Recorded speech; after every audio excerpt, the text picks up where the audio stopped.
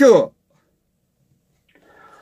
예, 오늘 이 논평은,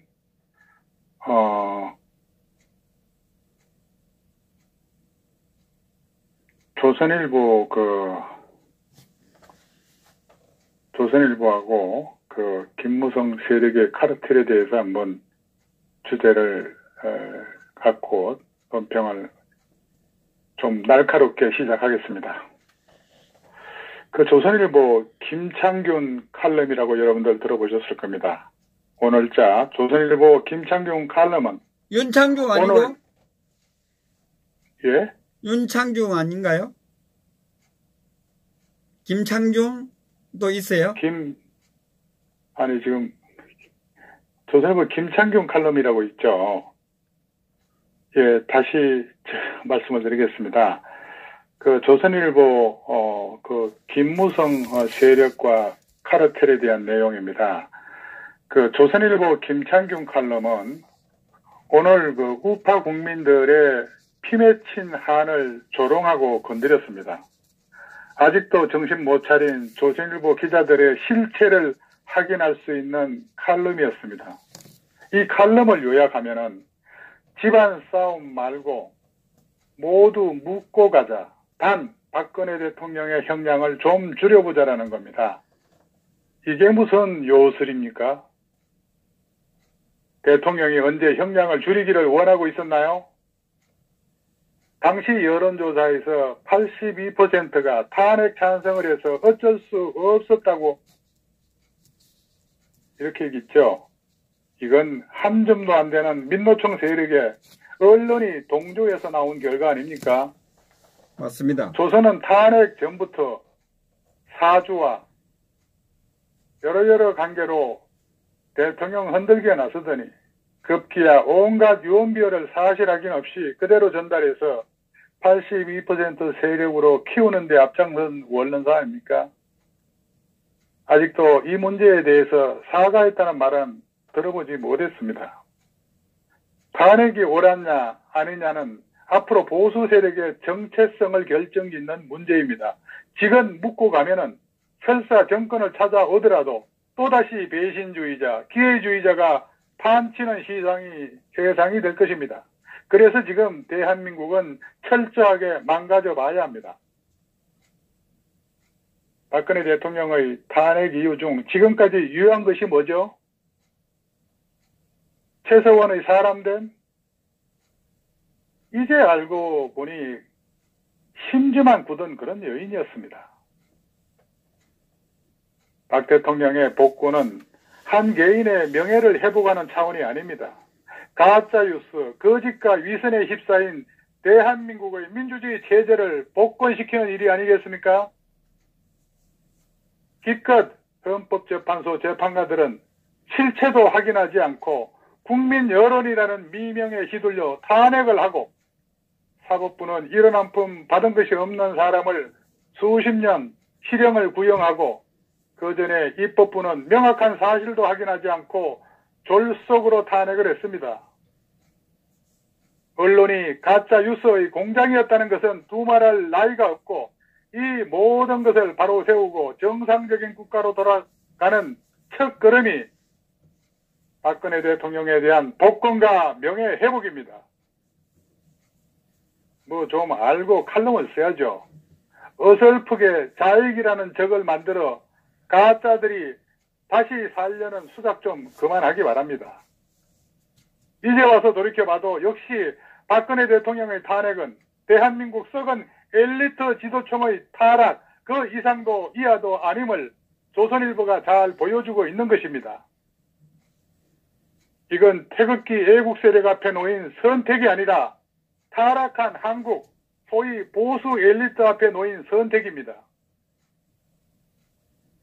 자신들의 패거리 사리 사욕으로 나라를 백척간두로 몰아간 대통령에 대한 거짓 인격살인, 신문방송 가짜뉴스, 그것을 증거로 작성한 국회, 그것을 증거로 탄핵 심판한 헌법재판소, 이제 진실이 밝혀졌으면 세월호, 비아그라, 태블릿 PC로 연설문 수정, 정유라는 누구의 딸 등등 거짓의 산을 만들고 그것으로 국민을 선동하고 그것으로 탄핵 재판한 그 모든 것에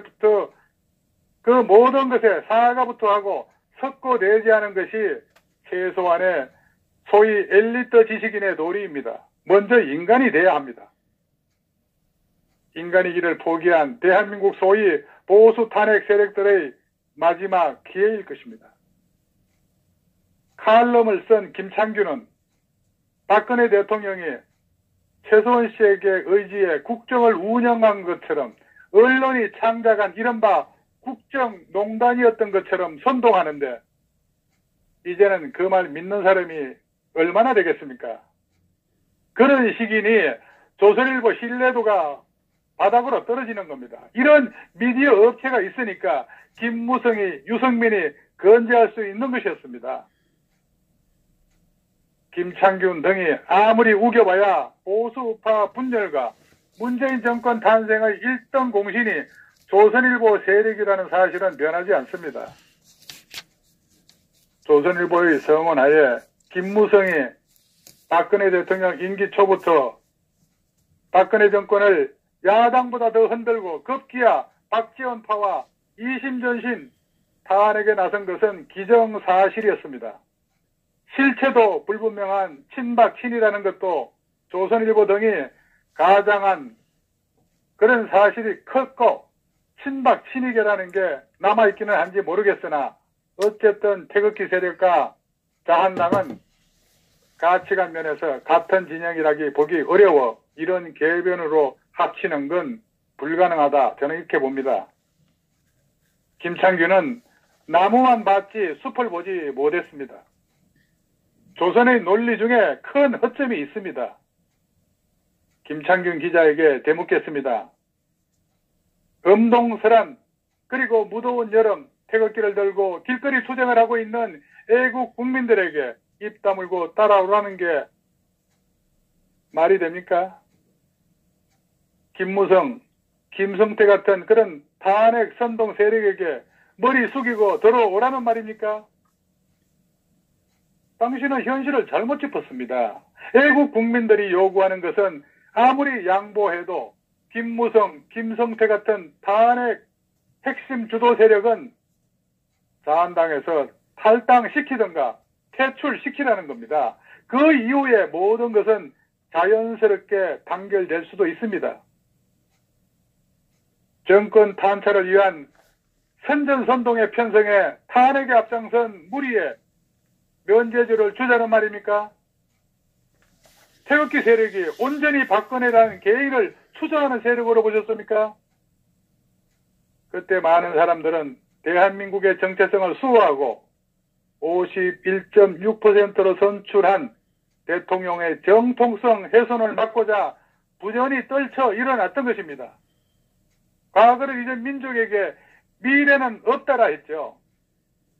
그래서인지 미래를 알고자 하면은 과거를 돌아보라는 말도 있습니다. 즉 과거에서 배워야지 무조건 덮는다고 능사가 아니지 않습니까? 당시 새누리에서 탄핵에 앞장선 김무성, 유승민, 이재욱의 등은 내각제 개헌을 위해 대통령 중심제의 폐단을 국민들에게 각인시키기 위해 박근혜 대통령을 희생양으로 삼은 거 아닙니까?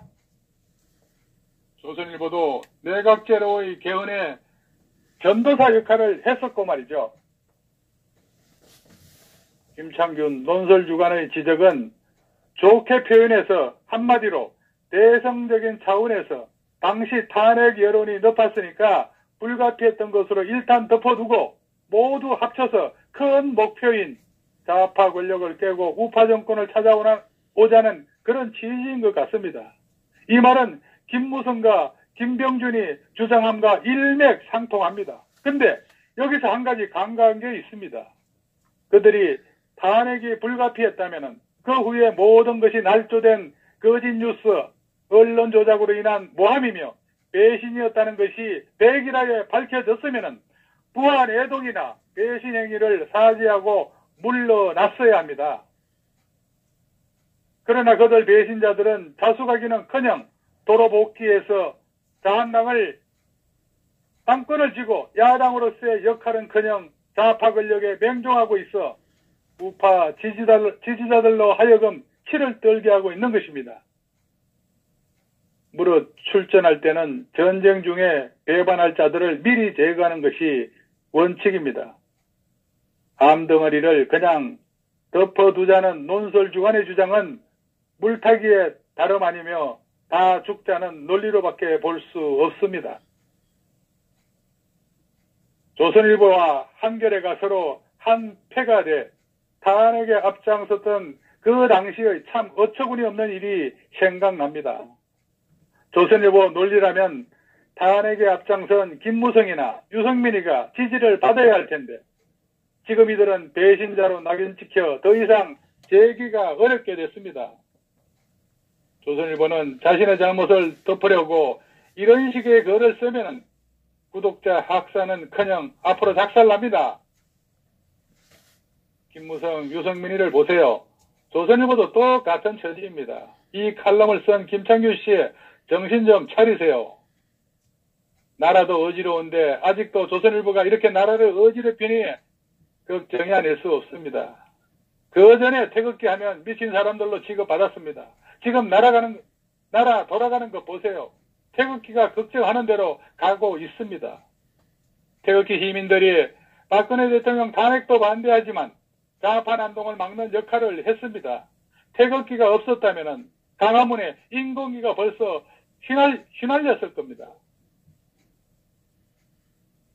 탄핵을 찬성했던 소위 80%를 다 배척하는 게 아니라 자한당의 탄핵 배신, 폐륜, 수괴 몇 명만 정신적으로 효수 퇴출해서 성문 밖에 매달라는 것이 우파 보수 애국 세력의 한결같은 요구일 것입니다. 화난 군중을 달래는 것은 범죄자 수괴들을 참수하여 분노를 달래는 것뿐입니다. 한나라 한신장군도 군율을 어긴 장수들부터 가감하게 업참 마속하고서야 군기를 잡고 대업을 이룰 수 있었습니다. 조선은 본질을 벗어나는 물타기 논리를 세우지 말아야 합니다. 당시 언론과 문재인의 지지층인 민노총과 전교조 그리고 정부 곳곳에 있는 좌파들이 박근혜 대통령에 대한 댓글 조작과 허위사실 유포 날조를 조장해서 전 국민을 세뇌시켰습니다. 이런 댓글을 달고 있는 정말 당시 저조차 시류에 편성하여 그 날조된 사실이 진실인 양 세뇌되어 대통령을 욕했는데 현재 재판 과정에서부터 잘못된 사실이 날짜로 왜곡된 것을 발견하고 이건 엉터리 탄핵이라는 걸 느꼈습니다. 현재 당시 탄핵을 찬성했던 80%가 현재 그것을 다 인정하지는 못한다는 사실을 알기 바랍니다. 진실은 언제나 현재 밝혀지고 있는 상태이고 그것에 힘입어 진실을 규명하자는 것이고 이 정권에서 법리를 따져 잘못을 인정받기란 0%도 안 될 겁니다. 박근혜 대통령이 통일대박을 실현, 대한민국의 기적을 이루고자 통진당과 정교조를 해산하고 수계 김정은의 자금줄인 개성공단을 폐쇄하는 한편 노동개혁을 강력하게 추진하자 위기감을 느낀 주사파와 하부 조직인 노조가 사전에 철저히 장악한 신문방송을 이용 온갖 날조된 유언비어로 무지몽매한 국민을 선동, 조직적 반란을 일으켰고 이에 김무성, 유성민, 김성태, 권선동 같은 천하의 상경모달 배신자들이 합세, 죄 없는 대통령을 불법 감금, 헌법을 위반, 정권을 강탈했는데 이는 있을 수 없는 반역으로 반드시 짚고 넘어가야 분노한 보수 우익의 결집을 기대할 수 있다는 엄중한 사실을 명심해야 할 것입니다. 다가오는 총선과 대선을 앞두고 새롭게 대우를 정돈해야 할 보수 우파 정당이 국민들께 제시해야 할 자세는 종북 세력과 모의한 불법 탄핵에 앞장선 당내 친이계 역적들에 대한 처리를 분명하게 하지 못하면 등 돌린 지난날의 고정 지지층이 절대로 돌아오지 않을 것입니다. 이것이 일시적으로는 쪽수 확보의 손해일 수도 있겠지만 긴 안목으로는 국민들에게 수권 정당으로 정체성을 보여주면서 빠르게 지지층을 결집시킬 모멘텀이 될 수 있습니다. 세상의 이치가 해가 드는 곳이 있으면 그림자 지는 곳도 반드시 있는 겁니다. 현재 진보좌파 정권 탄생은 보수파 정권이 잘못해서 투표로 정해진 것입니다. 그 이후 지방선거에서도 같은 결과였고 보수파는 현재 상황을 깨부시지 못하면 이해찬의 말대로 5년, 10년 후도 희망이 없을 것입니다. 보수 내에서 도토리 아무리 굴려도 보수층의 마음을 흔들 수 없습니다. 좀 큰 그림을 그리고 가도록 마음을 비워야 할 때가 아닌가 생각됩니다. 이 문제는 여기까지 하겠습니다. 예, 수고하셨습니다. 그 김동수 박사님 논평 듣고 우리 박근혜 대통령 업적 오늘 논평이 아직 다 안 끝났습니다. 아, 그래요? 요 주제만 여기까지 하겠다는 겁니다. 아, 그러면 끊고 다시 그거 하겠습니다, 그러면.